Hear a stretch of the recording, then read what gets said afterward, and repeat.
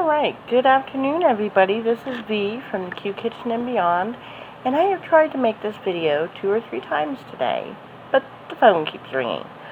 So, I'm going to explain what I've done here. When I make my teas, I like to put citrus in them, and I don't take the rinds off of them. There's all kinds of good stuff in those rinds. I'm going to explain that in a minute. So what I do is I usually put one grapefruit, one lemon. I usually put a lime in there, but my limes are already frozen from last week. And that's a clementine. And this is a navel orange. Well, usually what I do is I put one grapefruit, one lemon, one lime, 2 of these little clementines or tangerines, whichever small sweet thing you can get, and 2 navel oranges. But like I said, I have a bunch frozen. So what I'm doing now is I'm making a setup for each gallon of tea, which is what that is. Right there. Now, I'm going to freeze them. And I have them laid out flat like this for a reason.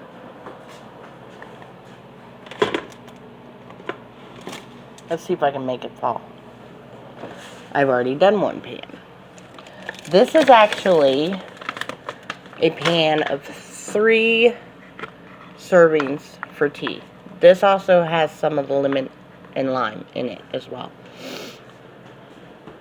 What you want to do is you want to leave it in there for 2 to 3 hours so that they just get slightly frozen. That way they won't stick together. Now, I'm not too worried about these sticking together because I'm going to put all of these. Each layer is 1 gallon of tea. So, after I let it freeze for an hour or 2, I'll put it in a baggie and label it for tea. Now, that brings us to the next step. Putting it in the freezer. This is what I usually do. I put 1 layer of my fruit, my citrus fruit at least, and I will freeze it for an hour or 2. And then I will take it out and I will put it in a baggie like this. Now, you see these are just the ends. What I use these for is making my cleaners. What I will do when I get enough of these, or when I need to make cleaner, I don't right at the moment, is I will take this bag, stick it in that water, and boil it. I will boil it for approximately 30 minutes, and then I will turn it down to simmer until most of the water is out of it. I say most of the water. What I mean is most of the water will be full of the citrus oil. And that's another video for another time. But I just wanted to show you that's what I do with those. I put them in baggies. Now, right here, these are lemons that I've frozen flat, just like this, and then put them in there. And when you do it that way, it makes sure that the pieces don't stick together. This is actually lemon pieces and orange pieces. Excuse my overly full freezer. So, hopefully that gives y'all some ideas. It's very healthy for you to actually do that, and I'll explain that in just a second. So, I am on mynaturaltreatment.com,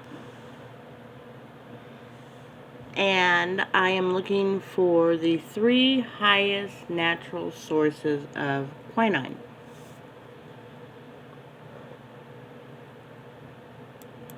Now, what is quinine, you might ask?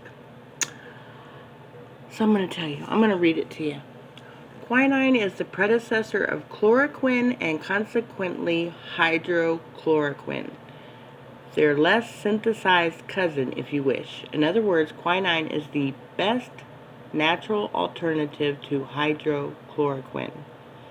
I have written a previous article about the best natural supplements to prevent COVID-19. One of them being quinine. Well, guess what? Supplementing with natural sources of zinc.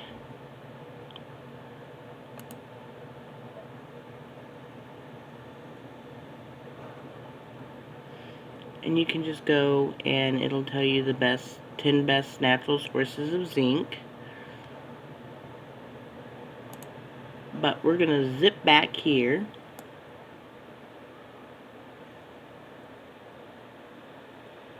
Tells you what is quinine.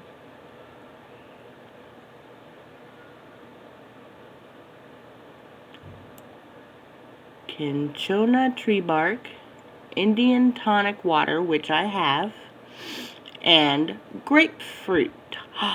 Grapefruit. Oh, yeah.